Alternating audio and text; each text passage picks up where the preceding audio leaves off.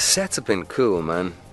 They've been really cool. Like, I've had mates saying, you know, is everything green screen? Is it hard? Are you having to... I mean, is it hard to imagine the environment? And it hasn't been, because the green screen is filling out, is completing the magnitude of this world that's going to be represented in the film. But the immediate environment I find myself in, anything that I refer to, anything that I really kind of point to, or that I pick up or touch or turn around, corners, they're all there. I mean, you saw what they did with the New Asia set. I mean, it's some of the most incredibly designed, and just finely detailed work that I've ever seen, you know, on a film set. When I saw, as I said, the artwork, I go back to that, the concept. When I read the script, I went, this is something I would really love to see. This is a world that I want to be taken to. The script was written so well, and like I said, it's a complete reinvention of this idea of taking and originally this Philip K. Dick short story. And it's really, for me, feels like we're kind of tapping into really what that was about: identity issues, relationship, who am I? What do I know? What do I remember? What is my reality? Perspective. These kinds of ideas and themes I really like in that story, and is running over into this story. Does he remember that they love each other, that they, you know, are passionately connected? That's what I was interested in.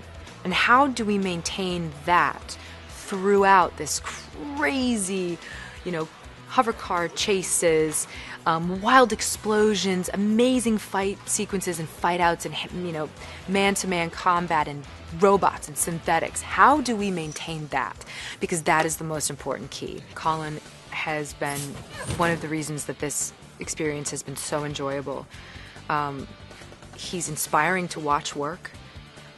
He's just constantly doing something different, surprising me, surprising himself, wanting to push himself, and I find his performance is just continuously layered and complicated and complex and interesting.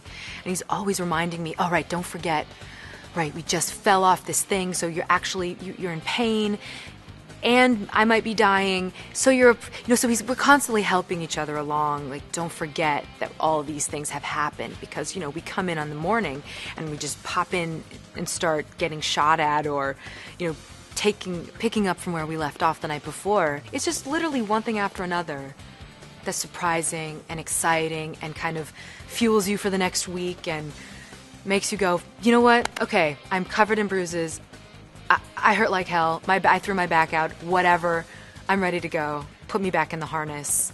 I want to remember this moment. I have never played a bad guy before. I've never played a villain. So, and I love the fact that she flips from being, you know, this very sweet, concerned wife into this killing machine in the space of a second, you know, and we found it kind of fun to, you know, to make her American when she was nice and English when she was horrible, just because we can, you know. So it was really cool, and I just think that she, you know, it's great. I've always played, like, if I've done a movie that, you know, requires fighting or action, I've always been on, you know, the side of truth and justice. And even though my character thinks that she is on the side of truth and justice, there's a kind of slightly maniacal leer, you know, come inside her that she's slightly out of control in her feelings, and that's always fun for an actor to play.